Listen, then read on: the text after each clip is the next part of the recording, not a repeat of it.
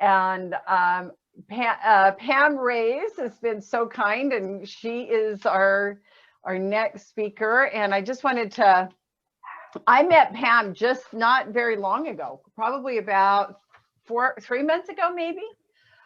So I was in the church that I belong to. It's called Awaken, and they have a program that's called Pathfinders Apprenticeship. And Pam was one of our speaker, instructor, trainers, and we were so blessed because they do this in San Diego, and they have the apprentices there in San Diego. They had just this next apprenticeship group. They had over 90 applicants, and they were only said yes to 40. I think it was 47 of them, 48 of them. And these are top people in the marketplace, in businesses, CEOs and business owners and so forth. And in Utah, it was our very first one. And so there was 6 of us at that time.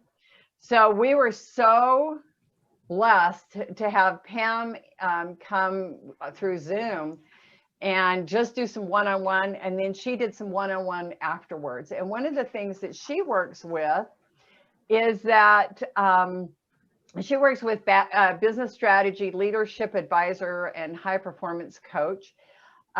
She works with incredible people. She works with the SEAL team. That was one that just like blew my mind. And so with government, and she works with finding your strengths, finding your voice, being bold, and how to be engaged. And so she's got extensive experience in building and developing high performance teams to achieve exceptional results. And one thing I love is that, like she says on here, she facilitates breakthroughs. And that's what she did with me. So she had us do the Gallup Strength. And is it a different name now, or it's still Gallup Strength, correct? It is. It's Gallup Strengths Finder. And so it's all about finding our the way we naturally think, feel, and behave. So we're in alignment with who we are created to be. Yeah. And what was great was after I had done that, we took together, I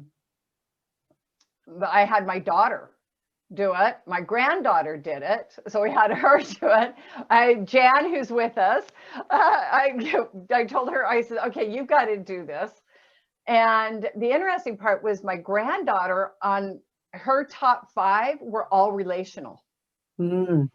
On that. And so, and my daughter's was different. And it's like, okay, that's interesting to look at when we talk about words matter too, and my daughter works for the government and is struggling with her commanding officer. She's private, but I don't know what he is, but anyway, and it's that communication and that. And her top one, her first one was woo. So I mean, you're speaking to one right now. That's my 5th. Yeah. And they're having a struggle with communication. And so Pam, I just want to thank you for taking your time and saying yes to coming in and speaking with us. So share first a little bit about you and how you got started into doing what it is you're doing now. Okay. I'll give you the Reader's Digest version. I grew up in a small town in New England where my dad was a very prominent orthopedic surgeon. There was 5 of us. And so we, as a public family, if you will, through my dad, all eyes were on us. So growing up, everybody knew our business, which is good and a bad thing, right? So my grandfather, who loved him dearly, was one who really did business on a handshake. And he really beat it into us in a good way, integrity. So I noticed that Chris had talked about integrity. Oh, that is one of my really the foundation of a lot of the work that I do. So he had really said, hey, your integrity is your character. That's all you have is your word. Be good for your word.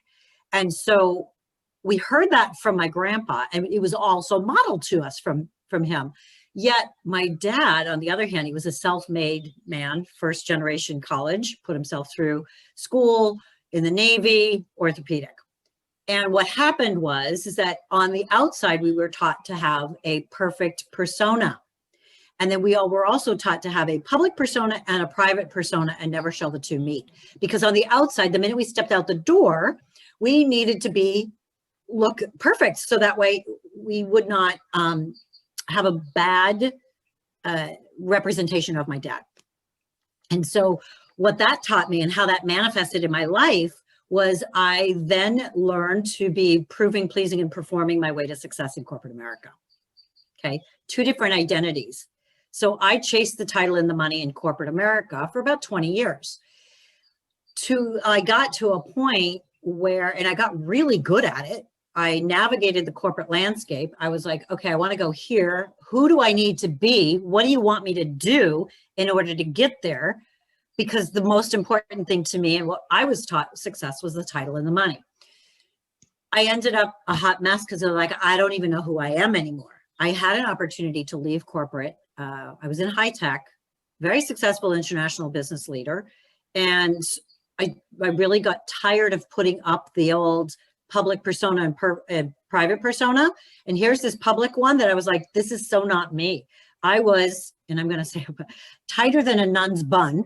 I was all like contorted going, who the heck am I? And I didn't like that person that I became because I was no longer fun. I was no longer myself, but yet I didn't know who I was. So I got an opportunity where my company got bought out and I felt like Monty Hall, right? Do you want the curtain number 1, door number 2, or the package coming down the aisle? And I chose the package, and I got a very handsome severance package. And I decided, you know what, I'm going to do what I know that I am best at without all the BS. Mm-hmm. And I was best at bringing the best out of other people, creating high performance teams. And I didn't need a title for it because I had a matrixed organization where I had dotted line people, people were dotted line representing in my organization. So I didn't need that authority, that positional power.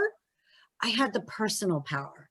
But see, hindsight is 20/20 because I didn't know that until I left corporate America, and I was like spot on. I knew what I wanted to do, set up my business within 3 months, hung my shingle, if you will.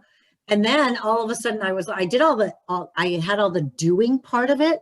The website was done, the client getting emails, I started speaking. And then all of a sudden I felt like the emperor is wearing no clothes. Because I was in sales, business development, and marketing my entire career, and I could represent a company until the cows come home. All of a sudden, it was me. And I was like, oh my gosh, literally felt like I was out there naked, exposed, vulnerable. And here's the thing though, nobody tells you this when you go out and start a business. And at first I made it about me when it really wasn't about me. It was, how am I serving others and what kind of value am I bringing other people? Because what happens is that when we're focused on ourselves, that's when the fear comes in. And so when I left corporate and started the business, I was on a high and I thought, this is awesome. And then all of a sudden I felt like I was wearing lead boots and I didn't understand what was going on. And I was trudging. And my husband was terrified because I was a primary breadwinner. And so he was just like, put your hat in the ring, put your resumes out. And I'm like, no, no, no. This is what I want to do.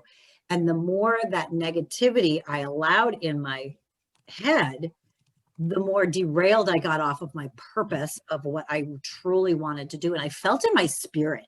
And we all know that when you feel something inside, you're like, this is where it's when we have this knowingness. Yeah. And I kept getting dragged back and I didn't know what was going on until I joined a mastermind. That I walked into this large room of about 150 to 200 people. I felt this energy and I was like, oh my gosh, this is like, these are my people.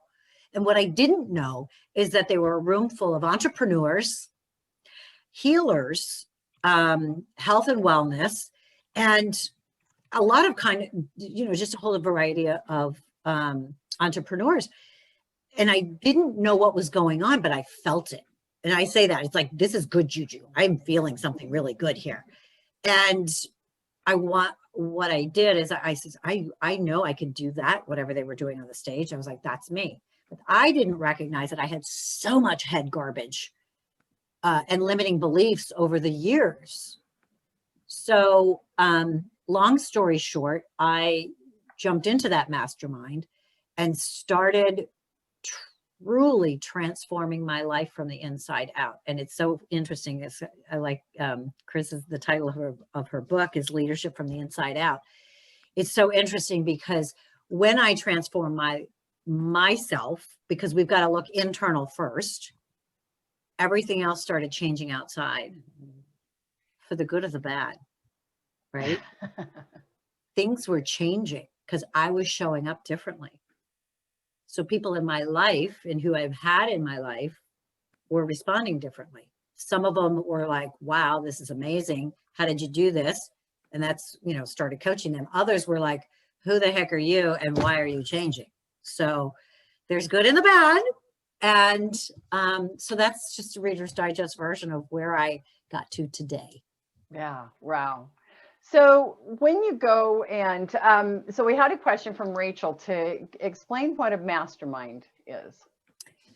So a mastermind is a small group of like-minded people that are working together for a purpose to help one another be the best versions of themselves. Because I always say I've got the greatest team. It's called me, myself, and I. But the problem is that we have all the same ideas. So we can wrestle around and talk ourselves in or out of any idea, right? Or any belief. And so masterminding is coming together. Like I said, it's in a smaller group. Some people put masterminds and there's hundreds of people. I'm like, that's defeating the whole purpose. Yeah. You want to get together and really help one another be the best version of themselves. And that could be a personal development. It could be professional development. What I learned is that they're all committed to not only their own growth, but the growth of others that are around them, and are open to different perspectives that can broaden our own thoughts and ideas. So really help us think outside the box, because we all have operate through life with a different lens based on our experience, based on our education, based on our knowledge. And yet when we're around other people who are also committed to our growth, business as well as professional, the growth is exponential. Yeah, absolutely. So so what got you to start doing the Gallup Strength?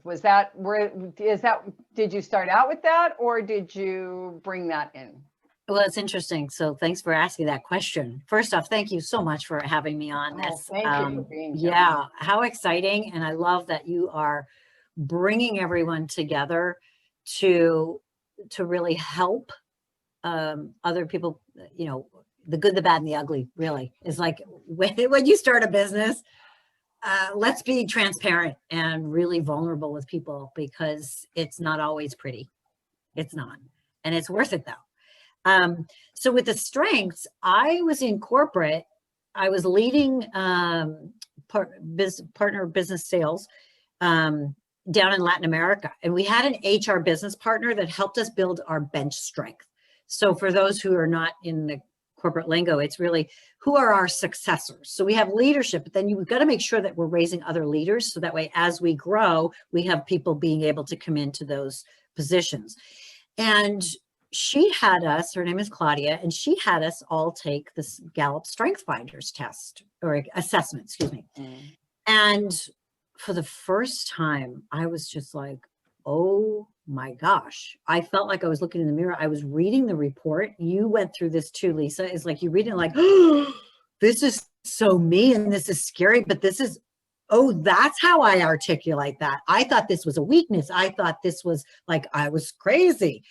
And a lot of the times we take them for granted. So I actually had taken that assessment, and then she had us all work on our development plans, if you will. It was different though. It was, okay, great. What are our greatest strengths? And then what do we do with it? It was an eye opener, but there was not more in depth. Mm-hmm. And so knowing when I left corporate America, I knew that I had that in my arsenal, if you will, of the, who I am. This is the way we naturally think, feel, and behave. And I had that in my toolbox, and it was part of my coaching programs in practice. And I will be honest with you, Lisa, is that when strengths became a real deep part of it was in the last 3 years. When I started working with the Navy SEALs and Special Forces, and they're transitioning out of a very successful career of 20, sometimes 30 years. And they said, oh my gosh, who am I? What's my value? I knew that. That's how I felt when I left corporate America. I had an identity crisis. Because the who I was wrapped up into what I did. And all of a sudden I was no longer this international business leader. It's, again, the emperor's wearing no clothes. So we started working with the Navy SEALs and Special Forces on deep diving with their strengths. And the more I worked one-on-one with these folks and saw how incredibly powerful it was and how transformational it was in their lives, I started digging deeper. And then I started working with the Pathfinders apprentices, not just giving the master class on strengths. The real gold is, because we all have these reports that we have. It's like, great, this is like this 20, 30 page report. Thank you so much. And I'm going to put it on the shelf. What the heck do you do with that, right? Good knowledge. But how do we get it from here to our heart is to have someone walk us through it. What is our story? What's our, we all have a story of the way, what got us to where we are today. And then how has our strengths showed up and how have we used them? Sometimes as a defense mechanism and a way to work through issues. And other times it's like, okay, now I'm going to intentionally direct them. So I started digging deeper and man, there was gold there. And so ever since the last 3 to 4 years, the foundation of my practice is first and foremost integrity. Get integrity with yourself. Because as Chris has mentioned, is if you cannot trust yourself, it's hard to trust other people too. So restore integrity. And then on top of that is the strengths, the way we naturally think, feel, and behave. That is the core of who we are. And when the source, when our superpower, because it's not positional power, which I had, title and money, when our superpower is tied to the value of who we are, success is guaranteed. And so really helping people come to that, who am I? What is my value as who I am? I'm no longer proving, pleasing, and performing for other people. Yeah. So I loved also when we went through mine. So my first 3 were relational. It was the relator. Let's see. I can't remember if I've even brought him down here. Let me see if I got it. But so the first 3 were relational, and then it was strategic, and then the last one was consistency. So the first 3 were relator, empathy, connectedness, and then strategic and consistency. And what I loved was what you had told me was, especially in business, is that the consistency and the strategic can fight with each other. For sure. And I've seen that because I love lists. I love knowing, having habits. We talk about morning habits and so forth. I love ritual. I love what my ritual is and that. And one of the things, I love your new cat, Jan. And what I love is that the strategic, working with people, and I stepped back into coaching and that I had stepped away from it and then stepped back into it. And even doing this conference, and thank you so much, because I actually had a conversation with Chris and with Pam, and I had no clue. Like I say, the back end, being very, transparent. I had no clue, again, of what I didn't know, and I didn't know, and like I say, being bold and having your voice, and and taking that leadership. And I was all in emotion. I was all into fear. I was all into, and I want to thank you, thank you for that. But that was like, okay, but I need everything consistent. I need to know, and I didn't know, and so I was out of my realm. Yeah. And it's like, wait a minute, I'm out of my realm here. So talk to a little bit about, there's all these different strengths and so forth, but, and first of all, I would invite you, again, to take that, to understand, and then connect with Pam for sure, and do it, maybe a strategic session and so forth. But how,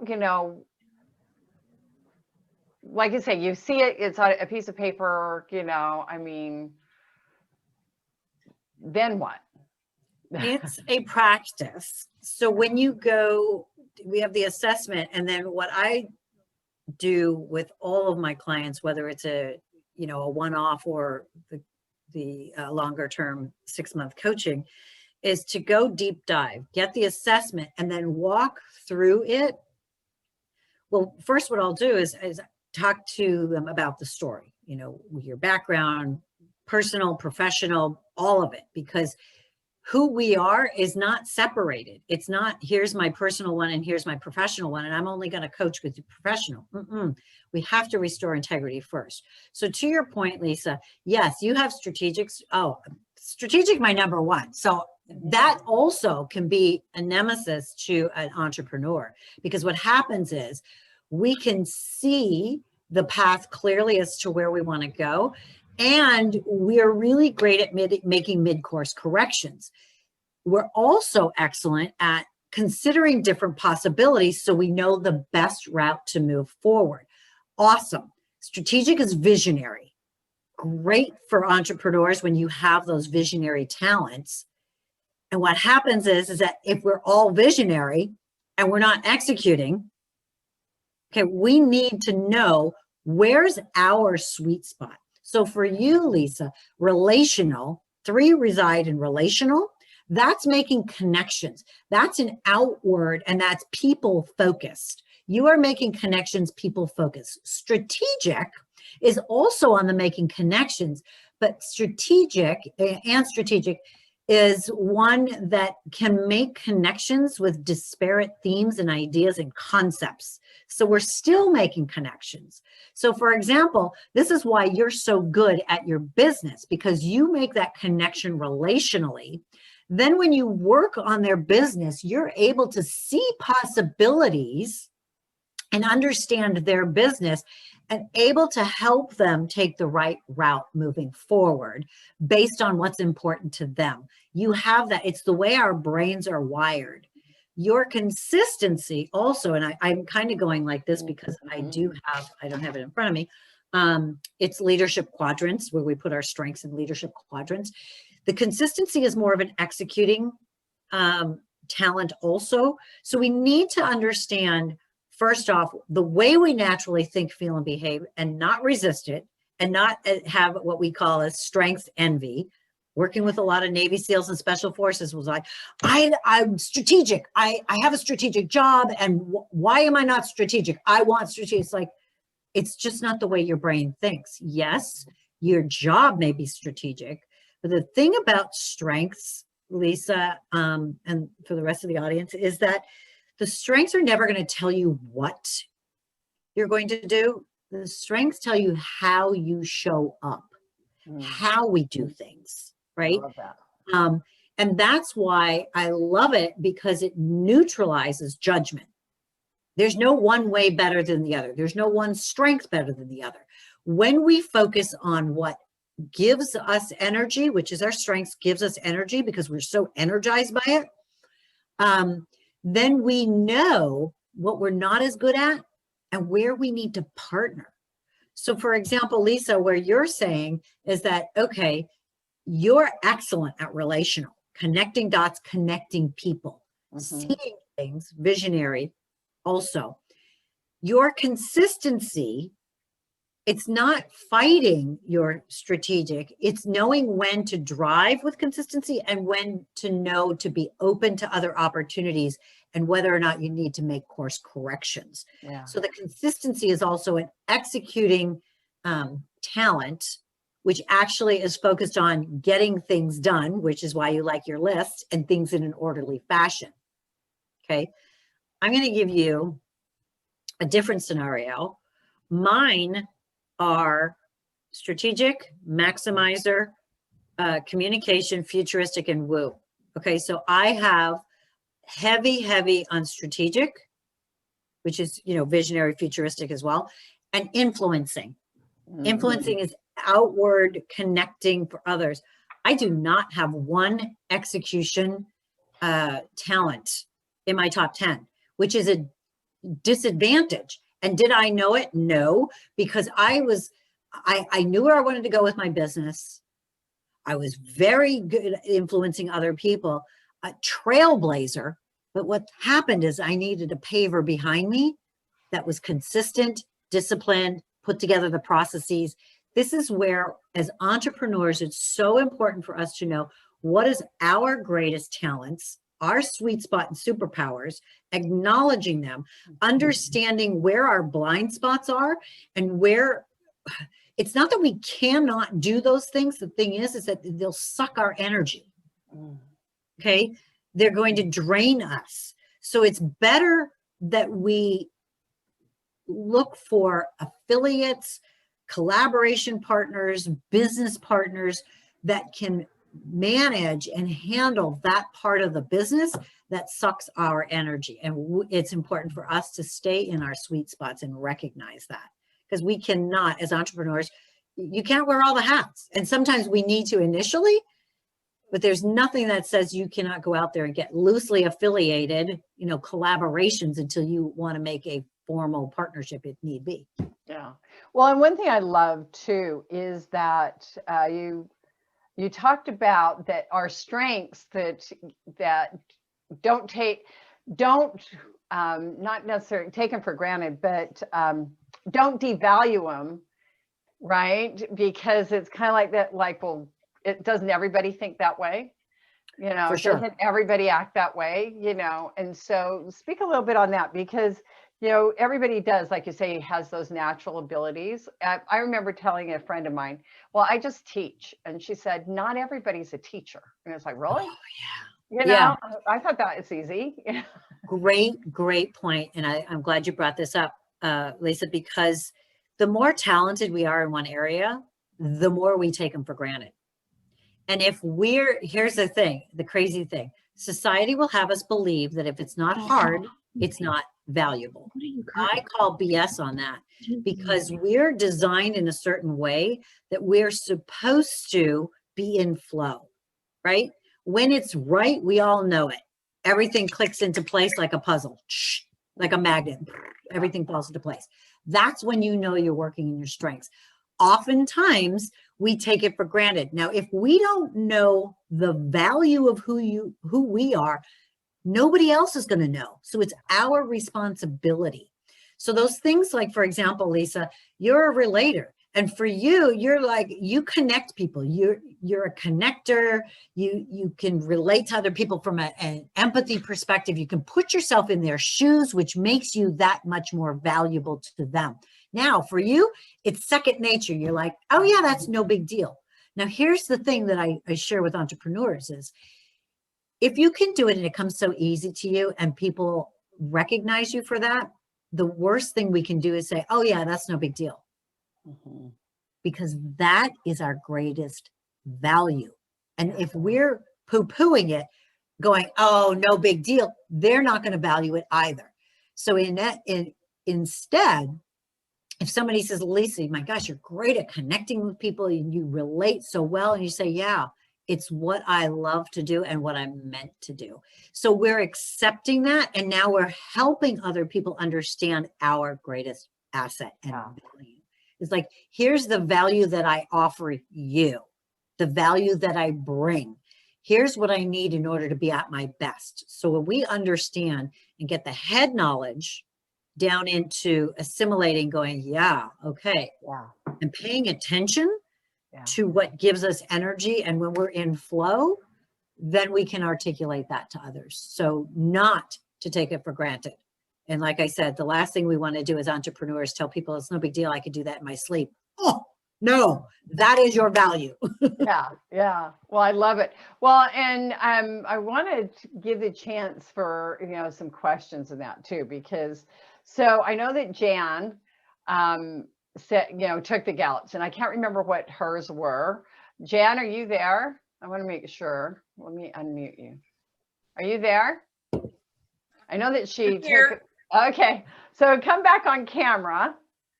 Yeah, I got rid of the cat. I know, right? Yeah, you didn't have to get rid of the cat. A kitten. He's like having a 5-year-old. When you're on the phone, they want your attention, of course. Yes, of course. What about so? I never finished. I never finished the entire one. Mm-hmm. The entire Gallup. In fact, now it's on. It's like, okay, I gotta finish it. But I know I love connecting. That thing that you have inside that you have that gut. Love connecting. Love people. So I know those are my strengths, but it's what are those other underlying ones that I need to know that I could bring out, because I have a lot to bring out. Well, it's interesting, Jan, though, that you said that you haven't finished it, because with the Gallup Strengths Finders, it's timed. And so you only have so much time. And the reason is that they want to get your natural. They don't want us to overthink it. Because if we're overthinking it, then we want to manipulate the results. This gets timed. So I stopped it. Oh, I didn't finish it. Okay, so here. I stopped it because I got an interruption, and so no, I know, that thing in my belly. Yeah. What it's going to say, but I need to go into it and just sit here and do it, and not get my ADHD going. And I'm right there with you, Jan, and it will, because I'm what I like to call driven to distraction. That's part of strategic. Also, it's like, oh, shiny object. But here's the thing that's going to help you is that knowing that if you are driven to distraction, don't knock yourself out. Steve Jobs, Richard Branson, all the brilliant minds are also driven to distraction. So, and a lot of the times, so are a lot of entrepreneurs. That's what there's lots of ideas and lots of things. The thing is that it's going to, knowledge is power. So when you know that about yourself is, whoa, why do I follow these shiny objects? And to understand your other strengths, it's what happens is we can be overdriving on that particular strength because we're getting energized and we want to keep, we want to keep that energy going. And so it's interesting where what the strengths help us to understand is where's our sweet spot when we're in flow, where it's effortless. Effortless, because that's where we are supposed to be in alignment. And so that's why I say it's going to be difficult to decouple this doing with value. And this is why my life's work is to make sure people understand the value of who they are. So it's stop that proving, pleasing, and performing, and stop that, just doggedly getting through, like society will say, you have to work harder. No. When you are in your strengths, that is truly working smarter, not harder, because you want to slow down, understand our self-awareness of what's giving me energy. Where am I super productive in a short period of time when you're working in your strengths? Yeah. And so it's interesting because I typically will do this analogy in the masterclass. I say, when we're having our strengths, at first they're awkward. It's like when you start driving a stick shift, it's like the clutch and the gas, and you're going like this, and you're popping the clutch, and it's all messy. And so that's what happens is oftentimes we're either overdriving or underdriving on a strength, and therefore it would cause us to think, and it would appear as a weakness. Okay, a weakness is anything that gets in our way or the way of others. So therefore, our strengths can actually hinder us if we're not aware of which ones to lead with and which ones to kind of pull back on. So it would be great, Jan, for you to finish that up and take a look at what you have and go, oh, okay, what does this mean? And then really look at your life and say, oh, where have these shown up in the past? Where have I taken them for granted? Yes. Yeah. Well, and one thing I love too is that, I think that, like you say, when we're working out of our strengths, it'll suck our energy, and so one thing I found was that during the Pathfinders is that in competition, because they'll have like different competition things to get points in that. I myself don't like, I really don't like competition. And that it's just, so I'll stand back and I'll watch, or I'll, I don't have that driving, I've got to win, or I've got to be first, or, and I found that, and I'm comfortable with that. But some people will look at it like I'm just kind of like standoffish, and yeah. And that's the beauty, Lisa, of knowing our strengths is oftentimes it'll come to us as judgment. Other people will be judgy, if you will, because come on, we all have judgment, right? And it comes from not knowing.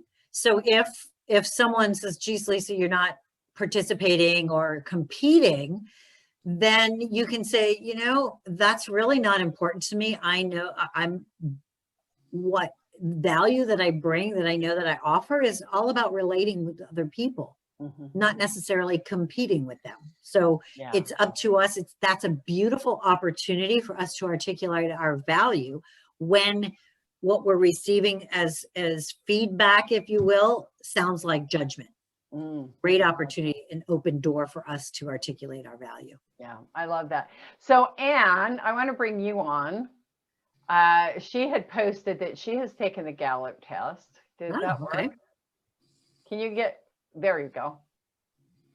Are you there? Yeah. Hello. Yep. Hi. So Anne, so you had taken it. And Anne is incredible and she's a certified public accountant. She helped me yesterday and spoke this morning on in the taxes and so forth. So you shared what your strengths are. So you had taken the test. I loved that test. Like, it for me was like just life changing, because I think we spend so much time thinking about all of our weaknesses and trying to be something we're not. And so when I took it, my top one is connectedness, and I was like, holy crap. Like, this is what I need to be doing. I need to be going out and finding people. And that's exactly what I do. It's what I love doing, right? So why am I over here trying to do all these things that I don't want to do? I just need to go find people that can do all those other things that I don't want to do. Isn't that, Anne, to that point, it's revelating, it's liberating. And it's like, oh my gosh, I can unapologetically be myself. And there's so much value in that. And not minimize ourselves. What you just described is what I coach to is it's time to free the wizard. Free the wizard. We have our own, everyone has superpowers, and the superpowers is the way we naturally think, feel, and behave.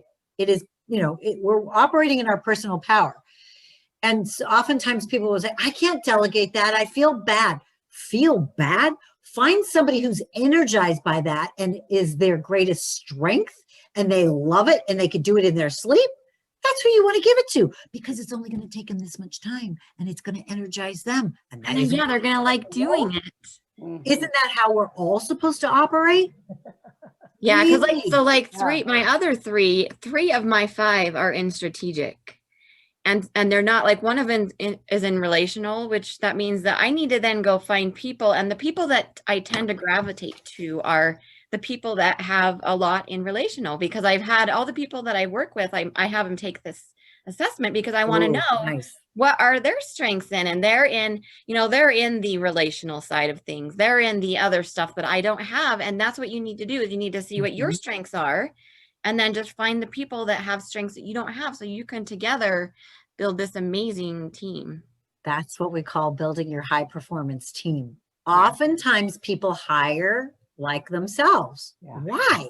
You're going to rock the boat like this. You're like, whoa, everybody's in relational and no one's getting the work done, And so, yes, it's bringing on those collaborative, those folks that are pretty much completely opposite as us.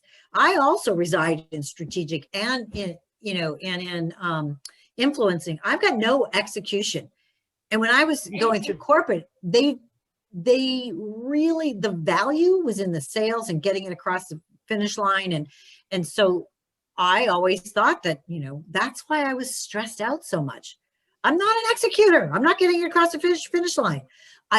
Here's the crazy thing. I was in strategic alliances, which is awesome because I'm a big thinker. That was great. But I was also chasing the title and the money. So I was in strategic alliance project management, consistency, discipline, process, all the execution, because that's where the money was.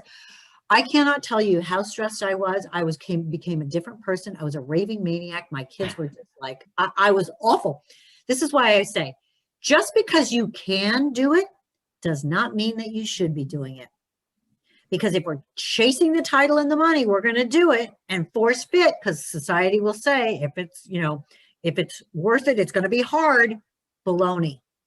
And people say, you're such a process queen. Of course, I did it all at work, but when I came home, I was a hot mess, just a mess. I was like a raving maniac at home, because it shows up in our life in different ways. Stay in our sweet spot. Yeah, and so I don't have any executor either. And so I read another book that was really cool called Rocket Fuel, where it talked about how you need, in a business, you need a visionary and you need an integrator. And I am not the integrator, and I can accept that. Like, I don't want to live in that space. I need to. So then you just need to go find someone who can be the integrator, and they can pull you down from your vision cloud and up here, and sometimes be like, okay, wait, you got to actually figure out how to do this before you move on to the next idea. Yes. Or, hey, that's great. And it's like, oh, that didn't work. I'm going to shift. This is what I used to do. Oh, that campaign didn't work. I'm going to go here. That didn't work. I'm going to go here. I had nobody to say, whoa, whoa, whoa, whoa.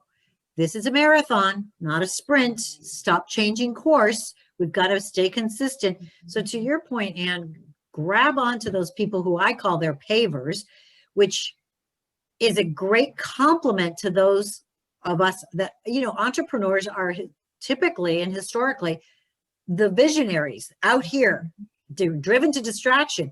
We need those other people to go, hold on. You said this, this, and this. And as strategic, the good thing is that we're open to other possibilities and other perspectives in order to determine the right route. But if there's nobody but me, myself, and I to say, hey, have you considered this? And have you thought about that? We can go. And that's back to your point on the masterminds. That's why masterminds are so amazing. Yeah. Because then you get other people that have different strengths that, can give you different perspectives. I was just Absolutely. thinking that it would be pretty cool, you know, instead, a lot of times they'll say, well, mastermind, you know, you want to look for those that are a little bit farther than where you are, or, you know, who is your mastermind? But I'm thinking, you know, mastermind might not be a bad situation in placement through the Gallup Strength, you know, and so, you know, everybody takes the test and so forth. And it's like, okay, so we're going to create a mastermind through the Gallup Strengths that we can help each other, you know, like you say. And I was also thinking, you know, and here's that strategic part coming in. But I was also thinking that it would probably be a good idea with that as well, is that when you're hiring a VA, you know, or a virtual assistant, or anybody that you're hiring in that, right? And that is not only finding out what they're good, you know, I mean, like on paper, it's like, yeah, I can do this and this and this, and, you know, and so forth. But okay, I need to find somebody, like you say, and that I need to know somebody that is the paver, that is the executioner, that, you know, that will call me and say, hey, you haven't sent me X, Y, and Z yet. You know, we need to get this so that we can get it sent out.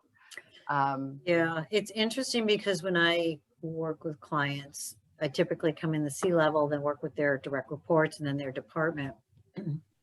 And when we hire, guess what? This is why I love the strengths too, is it gives us language to articulate the way we naturally think, feel, and behave. Because on paper, we all look the same. All look the same. Here we have all the same skill set and education, if you will. So oftentimes I'll go in and I have a CFO client that I've been working with, and she needed a VP in finance. And so we said, okay, well, we plotted her team on their strengths perspective. She's a certain, and I keep going like this because I'm going to send that to you, Lisa, so you can send it to everybody. It's a leadership quadrant of where all the strengths reside. Yeah. So I talked to her about what she's looking for, and you know, you go through and here's the resume with the skills and the experience that we're all looking for. I says, all right, now let's see about who are you looking for? Who do you need them to be? She says, I need them to be outward facing, influencing, relating to the community, because it's a public service or public sector. And I said, great. So when you write your job description, write to looking for those talents, because you cannot teach those things. And that's how you're going to, when you write those job descriptions that are looking for these kinds of natural talents and behavior, then you're going to get the right people, because they're going to tell that you're writing it for them, right? And so people say, well, should I have them take the strength assessment to place them? And I said, no, because the strengths is not going to tell you what you're going to do. They're going to tell you how they show up. Okay. So it's important to understand the kind of behavior that you need from them, the type of things that you want them to be responsible for. Nice. I love that. Yeah. So we're running up to the hour again. So Pam, tell us a little bit about, you've got a special offer for everybody. I do. I have a strategy session. So it's a one-on-one private through Zoom, because we're all virtual right now. It's if you go to pamreyes.com, and that's REYES /strategy, is that we'll go through and have 30 minutes about where you are today, what, you know, where you want to be, what are your greatest challenges, and talk to you a little bit about shining a light on some blind spots. And then you'll come out with what are your best next steps to move forward. Yes. So I also, Lisa, I'm going to send you, which you can send out to the rest of the audience, is the leadership quadrant. So the Gallup Strength typically does it linear, like in columns, but that doesn't tell me anything. It's like, great, I have executing talents, but what does that really tell me? The way we've laid it out, and got this from a colleague several years ago, it helps to understand where people are. Are they outward facing? Are they inward facing? Are they connecting and people oriented? Are they connecting things, or are they executing and taking action? So that helps when you have a team and you want to put together a high performance team and go, where do my team reside? And oh, wow, everyone's here on the connecting and strategic, but we have no executors. So we need to start hiring and looking for people who have those natural talents. Nice. Also Thank you. I appreciate that. So does anybody else have any questions? Got it? Pam, thank you so much for just sharing your time and your talent and insight. I know that every time I talk with you, I learn a lot, and I would invite you, find Pam on LinkedIn, and you do some articles there as well, and go to her website and get signed up and take that strategy, because she just it was just eye-opening for me, just to look at different things and how, and now instead of, like you say, because I think a lot of times it's not even the judgment of others, but it's us judging ourselves. For sure. Right. For it's like, sure. I can't do X, Y, and Z. And I suck at doing this. And, and that, because our strengths, like you say, how we show up, it's like, well, we think everybody shows up that way. Yeah. And this is why it's like, oh my gosh, I am valuable. And it's not in the doing, it's just who we're wired to be. So for those of you too, I do a lot of master classes and 6-month coaching, but what I've recognized, particularly through COVID, is that people need that. Okay, I just lost a job. I now don't know who I am. I do a strengths deep dive. So if you've already taken the assessment, what I offer too is for like $497 is to go deep with you. We spend 90 minutes and it's all on you. What we actually do is I spend probably the first 30 minutes on who are you? Tell me about growing up. Tell me about what you've done in your personal and professional life, what got you to where you are. Then as we go through, I walk through each and every one of your strengths, the value you are, the value you offer, what you need in order to be at your best, what to watch out for blind spots, and then help you thread through the gold thread of how your strengths have showed up for you in your life all along. And it's enlightening. So yes, it was. When I sat down with you and went through everything, like I said, it was absolutely life-changing. And so, I definitely connect and take the test, find out. It was interesting, like I say, to find out with my granddaughter, that her top 5 were all relational. And it was like, oh my gosh, no wonder that her friends and everybody are so important to her. And then how can she intentionally direct that? How can she intentionally move forward so that way with those strengths to be the best version of herself and add great value? So it's finding it's aligning what she does with who she is, not the other way around. Because 99% of the time people find a job and then fit their life into it. It's a recipe for disaster. Absolutely. So thank you.